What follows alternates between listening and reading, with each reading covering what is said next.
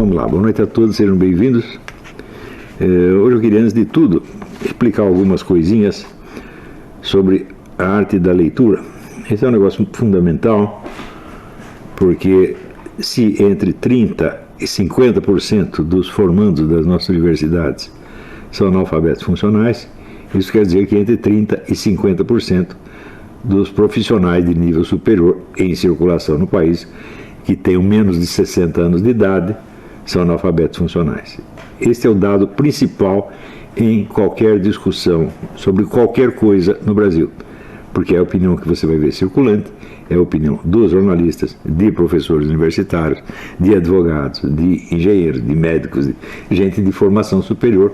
Então, portanto, você está ouvindo 50%, ou, na melhor das hipóteses, 30% de opiniões de analfabetos funcionais. Você imagina o que pode dar qualquer discussão baseada nisto.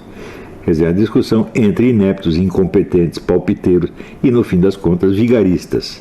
Porque o sujeito que recebe um diploma superior, percebendo que ele não está entendendo o que ele está lendo, tá certo? Então, é evidentemente um vigarista. Então, a discussão de qualquer problema no Brasil, ela é crime, não é nada mais do que crime, tá certo? Eu acho que, se fosse possível fazer algo contra isso, o povo deveria se rebelar, porque tudo isso está sendo pago pelo trabalho do povo brasileiro. Seja através de mensalidades de escolas privadas, seja através de impostos escorchantes com os quais são alimentadas as universidades federais e estaduais. Tá certo? Então, tudo isso aí é evidentemente um roubo, é um escândalo, é uma monstruosidade. Pior, esta é a causa de todos os problemas brasileiros. Por que nós temos problema na economia, na administração, na agricultura, na segurança pública, na saúde pública? Por quê? Porque 50% dos encarregados de mexer com isso são analfabetos funcionais. O que não quer dizer que os outros sejam gênios, né? Você pega os outros 50%, bom, não são analfabetos funcionais. Mas qual é o nível de qualificação? Pense bem, qual é o nível de qualificação médio de uma instituição de ensino que produz 50% de analfabetos funcionais por ano? Quer dizer, que rigor ela tem no exame dos seus candidatos? É evidente que nenhum. Portanto, aqueles que foram aprovados e que não são analfabetos funcionais, provavelmente estão muito abaixo do requerido para o exercício da profissão, embora não cheguem a ser analfabetos funcionais. Nós podemos julgar isso aí pelo fato de que os estudantes do secundário tiram sistematicamente os últimos lugares nos testes internacionais. O que significa que todos os ministros da educação dos últimos 50 anos são todos criminosos, deveriam estar todos na cadeia. Todos eles são culpados disso aí. Outro dia houve uma reunião deles, ex-ministros, né, desde o tempo, sei lá, do Goldenberg, né, o Cagade, todo mundo, Paulo Renato, né, aquele que quando os meninos tiraram o último lugar, disse, poderia ter sido pior. O sujeito diz uma coisa dessa e não é demitido imediatamente. Né? Então, a coisa está ruim desde o ensino primário até o último, até o superior. Não é isso? Agora você imagina o que significa então esses títulos de mestrado e doutorado e o negócio da revisão pelos pares. O que significa uma revisão pelos pares feita por 50% de analfabetos funcionais? Quer dizer, o analfabeto funcional está jogando o trabalho do outro que ele não consegue ler. Não é? Eu digo para vocês, há muitos anos eu não vejo uma única tese universitária sobre o que quer que seja que não venha com erros de português já na primeira página. Erros grosseiros. Todos eles são assim.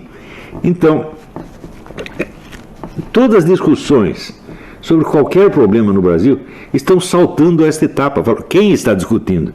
Qual é a qualificação que as pessoas têm para discutir?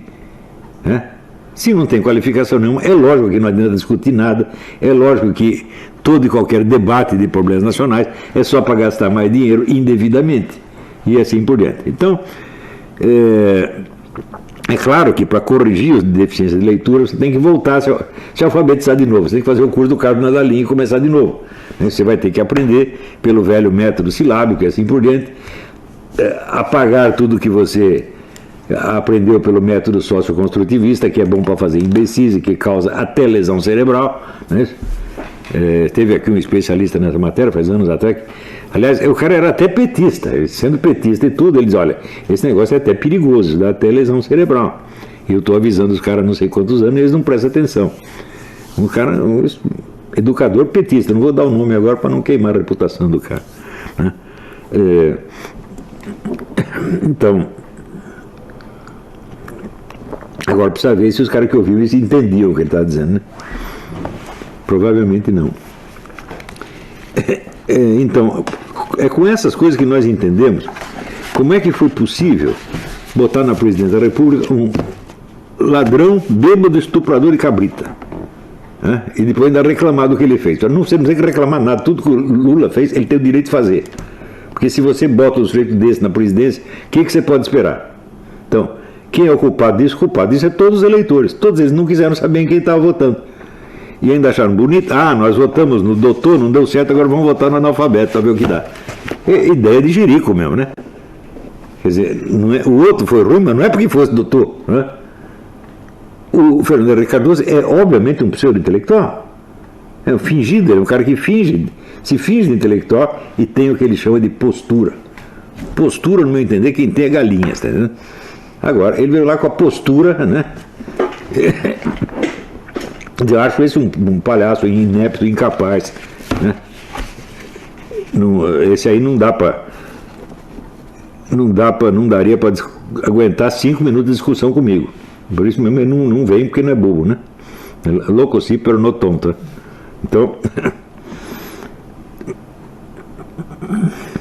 mas não podendo reeducar os meus alunos, realfabetizar os meus alunos, eu posso pelo menos dar algumas dicas essenciais sobre o que é a leitura no nível superior.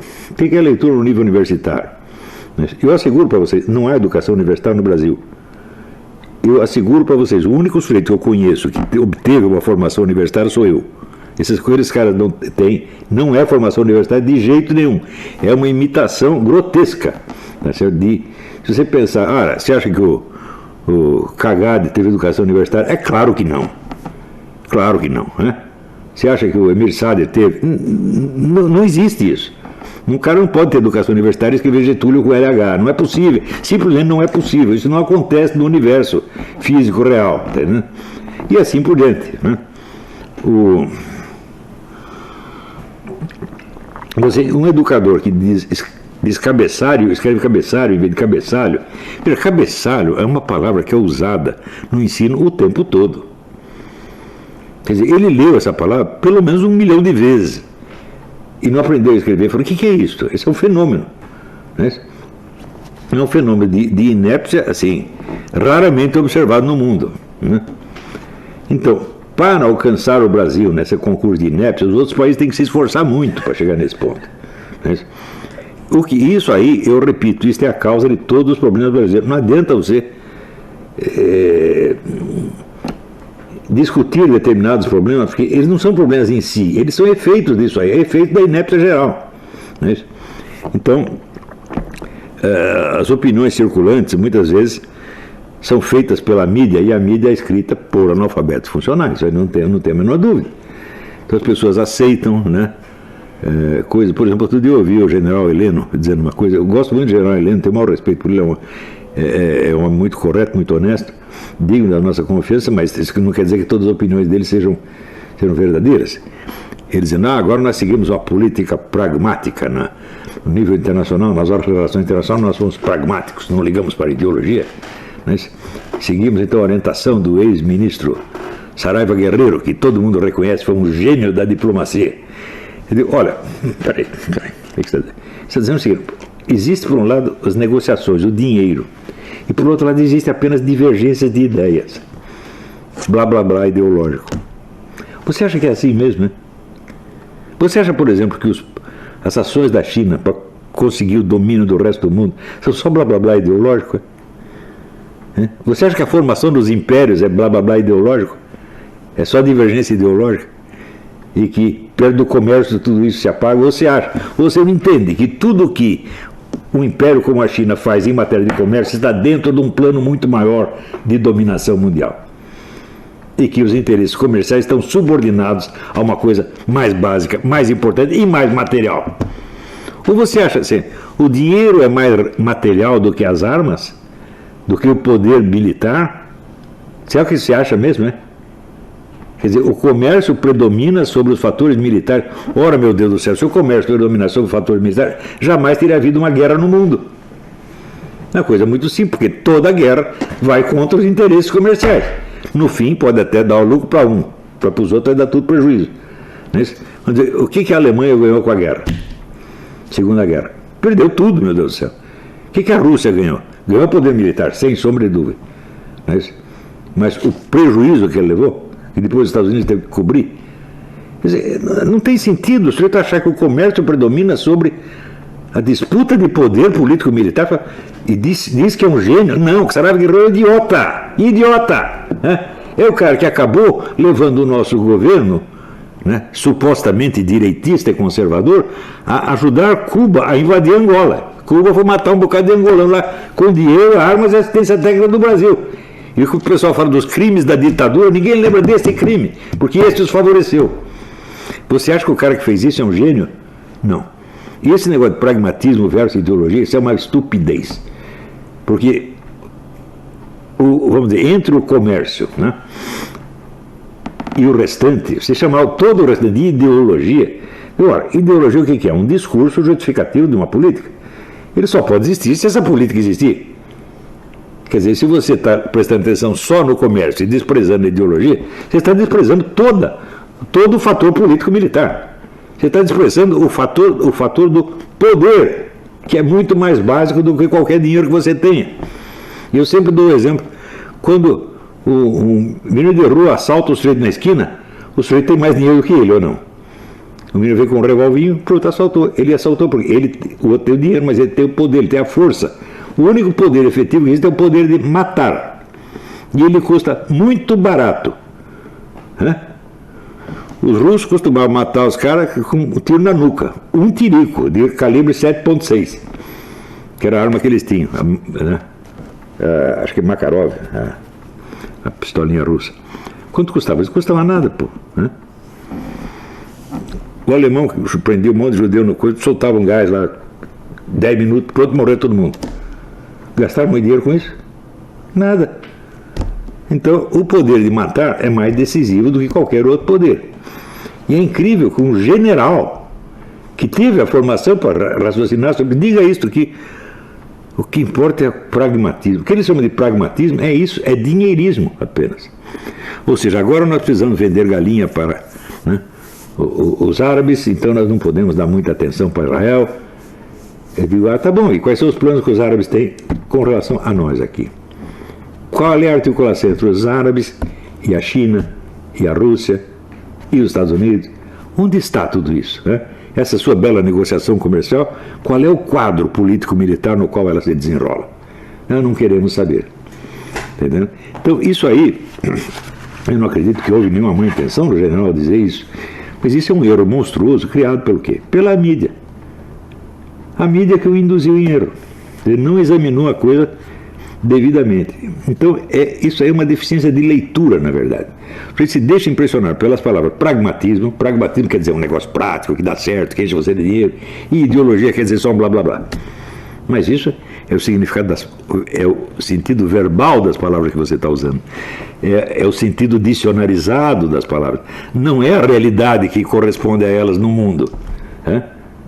Não é o referente, é o significado e não o referente. Então você tem o signo, você tem o significado, que é um conjunto de outras palavras que explica o que você quis dizer com aquilo, e você tem o referente, que é o objeto, a coisa ou o fato ao qual isso se refere no mundo real. Então, o pragmatismo versus a ideologia parece uma coisa muito boa, mas só no nível do significado, sem o referente. Então, quem lê baseado só em significado, sem o referente, não sabe ler. Isto é a coisa básica. E nós encontramos essa deficiência, às vezes, em pessoas intelectuais de fama mundial, onde eles dizem coisas que parecem razoáveis. Se você vê pelo significado das palavras, parece que está dizendo uma coisa muito razoável. Mas quando você pergunta, mas qual é o referente? A que isso se refere no mundo real? Daí você tem que fazer... Quando você lê na primeira vez, você tem uma impressão de concordância ou discordância. Quer dizer, você diria essa mesma frase ou não diria? É esse o ponto. Gostei da frase, eu diria, faria minha esta frase. Ou não gostei, tá certo? Só que essa reação está no nível meramente verbal. Você não testou as coisas e fatos correspondentes. Você só testou o seu desempenho verbal. Você diria a mesma coisa ou não diria a mesma coisa? Você pode se sentir bem dizendo aquela coisa, ou pode se sentir mal. E isso chama-se concordar ou discordar. Veja, concordar quer dizer concórdia, são dois corações. É uma reação emocional. Né? Meu coração concorda com o seu. Sentimos igual. Até aí, o fato, a coisa que se refere, não entrou na história de jeito nenhum. São apenas dois corações que se amam ou se repelem. Né? Então, enquanto você está nesse nível, você não está entendendo nada. Então, como é que você faz para saltar em cima deste problema? Você tem que usar um pouco de imaginação para você tentar fazer com que aquela frase se transforme em realidade. Como é que eu faço para isto ser uma realidade? Para isto acontecer no mundo dos fatos? E quando você tenta fazer isso, você vê que muitas frases que você gostou e que você concordou são coisas inteiramente absurdas. A primeira coisa que pode acontecer é ela ter, dentro da construção em que ela é empregada, dentro do raciocínio em que ela é empregada, ela ser contraditada por outra frase. Então aí você tem uma contradição lógica. A contradição lógica não quer dizer que a coisa está errada, quer dizer apenas o seguinte: o sujeito não disse nada. E se ele disse sim e depois disse não, não dá para saber o que ele disse, então quer dizer que aquela coisa pode ter agradado você, mas não tem a mínima importância, não significa nada. Então podemos passar para o próximo problema, que esse aí já não deu nada. Isso pode acontecer. Mas às vezes você não tem essa contradição. Às vezes você tem uma contradição entre o que está sendo dito e um fator externo, que é as condições de realização daquilo. Ou seja, o que o sujeito está dizendo parece lógico, não tem contradição, mas é contraditório com o que aquilo precisaria para poder existir. Ou seja, aquilo não pode existir.